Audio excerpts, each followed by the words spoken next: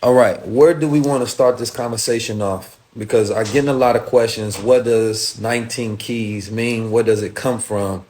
And I've revealed some of these secrets over time, and I don't always get the opportunity to go into high level observations when it comes to the number 19 and 19 keys. And today I will begin with this opportunity. I will deep dive in some of these subjects, and I will allow you all to be able to understand some of my mindset when it comes to this. Right now, I want to start off at the beginning of when I was first impressioned by the number 19. You understand me, and how important this particular juncture in time is. This number 19 first was introduced to me through Master Fuad Muhammad. Now, Master Fuad Muhammad, for those who don't know, he is the one who taught the Honorable Elijah Muhammad for 3 years, 3.5 years. And the Honorable Elijah Muhammad went on to become his messenger and to deliver a message. And the Honorable Elijah Muhammad had a 3rd grade education, but he was taught by God himself in the person of Master Fuad Muhammad. Now, at this particular time in the 1930s, the Honorable, or rather the Master Fuad Muhammad, spoke, and he said that there are 2 million Indians, right? And there's 17 million original people. And when he said this, he made a discernible difference between the Indians and the original people, right? And he said together, though, they represent the 19 million rusty locks. Now, these 19 million rusty locks can be understood as a metaphor for our pineal deactivation. It could be a metaphor for that aspect of the mind that most never get to when it comes to unlocking who they truly are and tapping into that source of enlightenment and power. It can talk about how the devils at that time was able to pull out the light of the mind of the people and turn them into slaves. And these rusty lock minds is what we see all over. Some call them niggas, right? They are the Frankenstein of the white man, meaning that he created that mind. From 1555, he went in engineering a slave, right? Embedding his psychology over the original mind of the gods. So the potentiality of godhood exists, but it has to be sparked because we mentally, spiritually dead people. So when it comes to being able to mentally blind, deaf, and dumb, you have to have a knowledge that restores the light in the people. And truth is an electrical energy, right? And truth is the light that restores the mind of God inside of a godly people. So how do you awaken a dead man? You have to give them the necessary ingredients of life, right? And as Frederick Douglass so eloquently explained, knowledge makes a man unfit to be a slave. So when a man is not a slave, then what is he? He is free. And he has possession over his mind and his will. So the goal of the 19 keys goes deeper than that. That was an introduction. But the word key was interchangeable for chi, or ki, energy, spirit, ka, kaba. For those who don't know. Now, this is going to be a high-level conversation, so I'm not going to slow down because I don't always get to these junctures and times and break down these number 19 because this year I had to make a sacrifice and teach a language, a financial education that doesn't allow me to go into the deeper confines of my studies a lot of time. So as we get into this number 19, man, strap on in. This one of those days, those junctures in time. And if you are studying what's been happening in the world, it coincides with this number 19. Biggest shift in the paradigm in the history of the planet. In 2000, and during 9/11, right? And what happened during 9/11, that was the biggest paradigm shift. It's for centuries because that changed the world the same way 2020 pandemic with COVID-19, of course, it's called COVID-19, changed the world. COVID, you go to the Hebrew word meaning crown.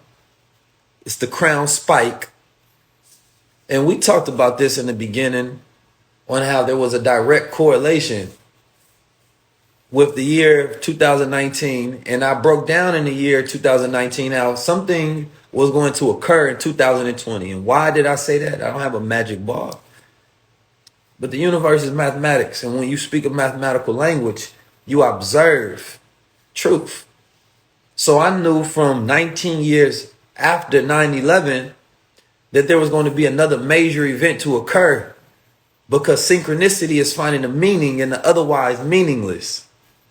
So to some people that was meaningless 19 years later. What does that mean, Keys? Well, I say, well, it's 19 years later, something is going to happen.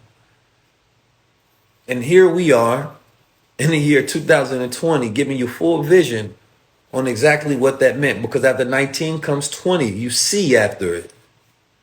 See, after the 19 comes 20, you can see. First, you got to see it in your mind, and then you see it with your eyes. Now it's entered into your mind, and it's apparent. So what happened during 9/11? Lupe put it in his. 9/11, Building 7, did they really pull it? And he revealed that he didn't even believe it was an inside job. So as we look at 9/11, what did they say? It was 19 hijackers during that time, right? And this number 9/11 represents what? What we do when we have an emergency. It's when we call in the slave catchers. We have an issue, a problem, a 9/11, 911. It's no coincidences that it happened September 11th. So after that, I deep dive into my research. And as we deep dive in our research, we find so many different synchronistic events and junctures in time that correlate with this mathematical arithmetic of this number 19. Now, I believe it was President Johnson, was it? Whichever president it was the one who commissioned the number 9/11 to come into existence in the first place so that people would dial 9/11. And it was 19 people on that commission that created that number 911. Now, October, what was it, 16? And, 6 is an upside down 9. 1995, there was the Million Man March. Now, this is significant and important in understanding the relationship that our culture has, because this was the first time on a mass scale all around the world that the number 19 and the science behind it was revealed to the entire world. The Honorable Minister Louis Farrakhan opened up teaching on the secrets of the number 19. He said that there's something deep to be understood on this number 19. He said when you got that 1 next to the 9, that represents that there's something to be exposed or uncovered. That 1 representing that male, that 9 representing that female, that womb. And when that 1 is next to the 9, there is a secret to be revealed or uncovered. And he went on to speak about the Masonic order on how they trade black bodies and they ritualize black death. And he gave an example of the mathematics right there in Washington. And at that Washington monument, he said 1 represents, you have these 2 monuments, 1 representing the 16th president and the other representing the 3rd president. And they are both 19 feet high. And of course, 16 plus 3 equals the number 19. Looked at the time, it's 119. And once you start to go deeper, right, I think going to the Quran. Now, the Quran is one of my favorite places to find the number 19. In the Quran, there's a verse that says 19 are over it. And it speaks about the 19 angels. Angels, to me, can be a decodex word for angles. Angles meaning dimensions. And then there's 19 dimensions, right? And so the number 19 also adds up to a geometrical pattern, right? It gets really deep when you start to understand things, especially when you start to understand physics, right? And the geometrical pattern that the number 19 makes. And this geometrical pattern is basically the fabric, right? The quantum strings, the fabric of the universe, essentially. And in the number 19, there's a mathematical codex because there are verses, surahs, right, that add up to the number 19 all throughout the Quran. If you study, it's called the 19 code.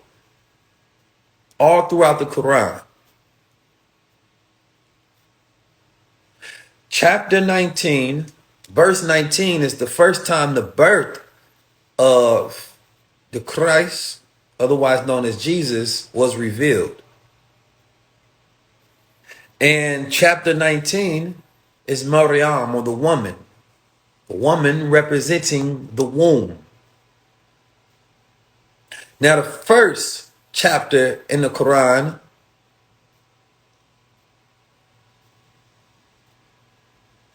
that deals with the believers. That's the key.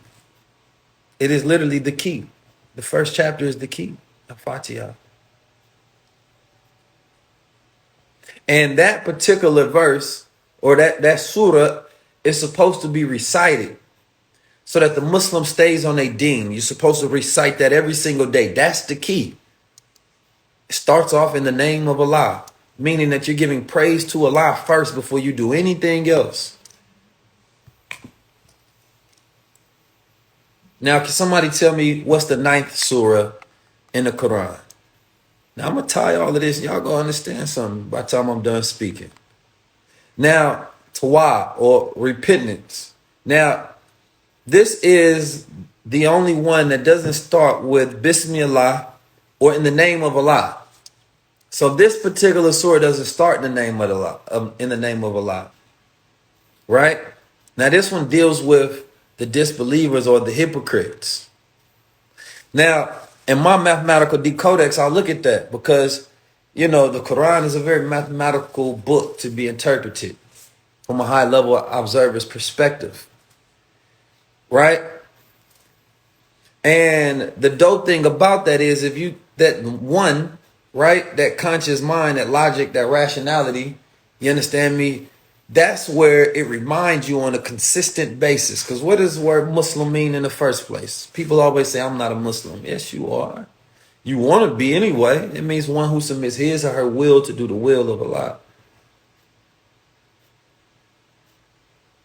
Right? So if you are reciting Al-Fatiha, that keeps you aligned with the will of Allah in the name of Allah, the Beneficent, the Merciful.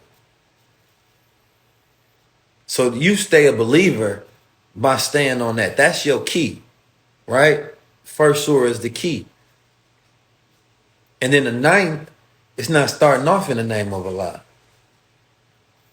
See, now that we got an issue right there. Those are the hypocrites. They putting themselves first.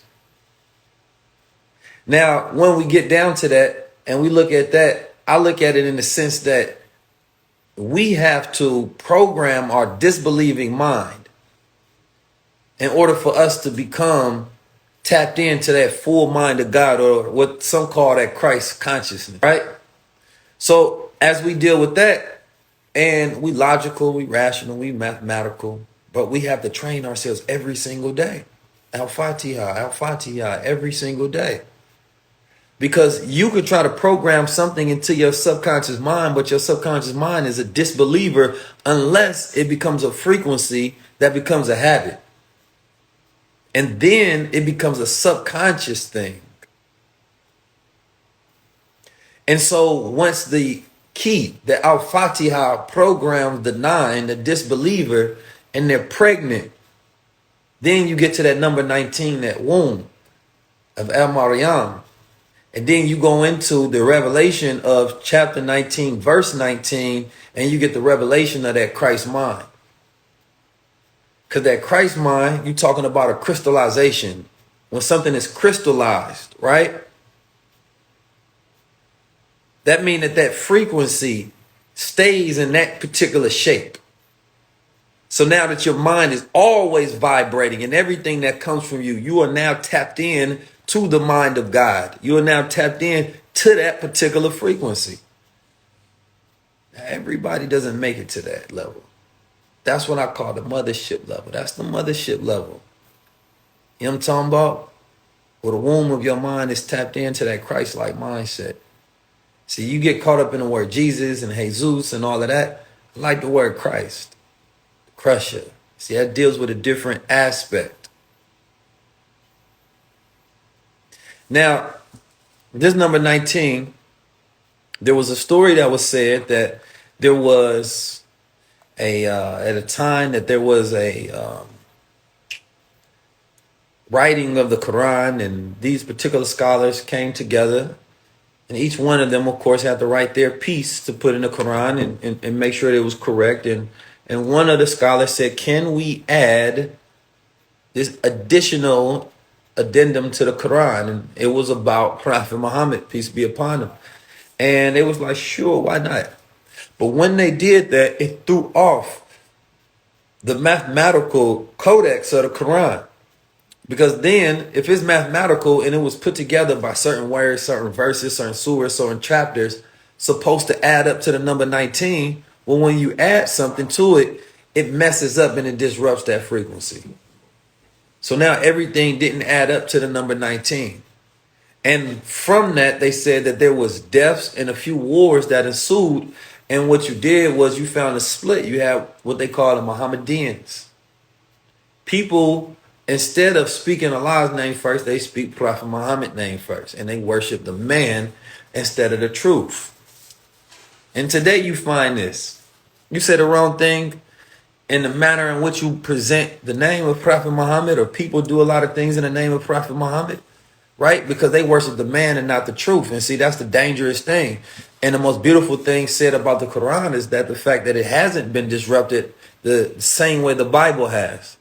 The Bible has been rewritten 1,000 times in the name and language and translation of men over and over and over, giving their perspective and their perception. So the way I look at that is that it's a way to protect truth.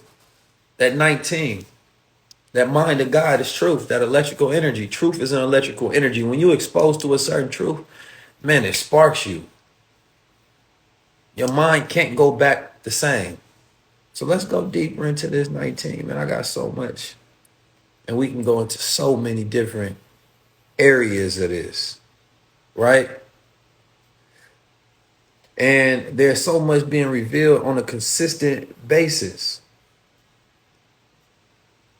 And one thing I like to look at is how we got to where we are in this current particular paradigm, right? If we look at even, let's go to the Waco incident. So most people don't understand the Waco incident. It was April 19th, right? April 19th, there was a Waco incident where the government came and stormed, right? These people who were trying to live sovereign. And they came, stormed them, they killed men, women, and children. And unknowingly, they radicalized, right, militias in America, white militiamen in America, because they felt the government had overstepped their reach. And I'm going to break this down and how this reveals understanding their world, our world, and the world to come, right? So during that Waco incident, when they come there, they killed him. There was somebody watching there the whole time, Timothy McVeigh. So he's sitting there watching that. Now he angry at what they just did to these people, right? So he decides that he wants to become a terrorist. He wants to send a message to America. And the message that he wanted to send was, I'm going to blow up y'all buildings, right? And he was going to murder government employees. Now, the thing about it is that he wasn't the first person to even bomb that building.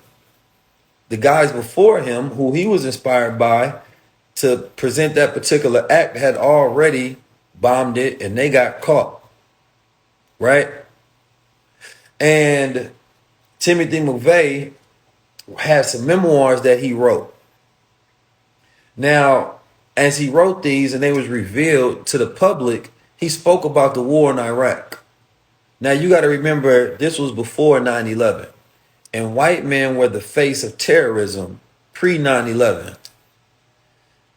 Post 9/11, Muslims and Islam became the face of terrorism. Right? And now we back, or white men are back the face of terrorism because the truth always is exposed, which is why white supremacists had to be classified as the greatest threat, as terrorists. This year, it's 2020. You know what I'm talking about? So during that time, he had wrote in his memoirs, because they were dragging him, saying that I get what you're saying about the government, basically. But what about the fact that you killed 19 children, right, during this bombing?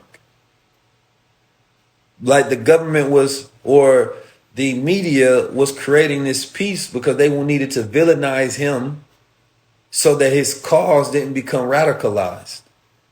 And more people took on that way of thinking. But he wrote and said, well, what's the difference of me killing them as casualties of war and y'all killing babies in Iraq when y'all go bomb them? He said, ain't we the same? His goal was to expose the hypocrisy of the government. So you can't give importance on life here and make it a morality issue, but we celebrate the wars when we go over and conquer other people. Now, he had one of the fastest executions in history. He died before 9/11. They wanted to get him out of here. Now, the thing about him is he inspired another incident that took place. So you start to see this trickle effect, right? 10:19 a.m. or was it 11:19? I believe it was 10:19 a.m. It was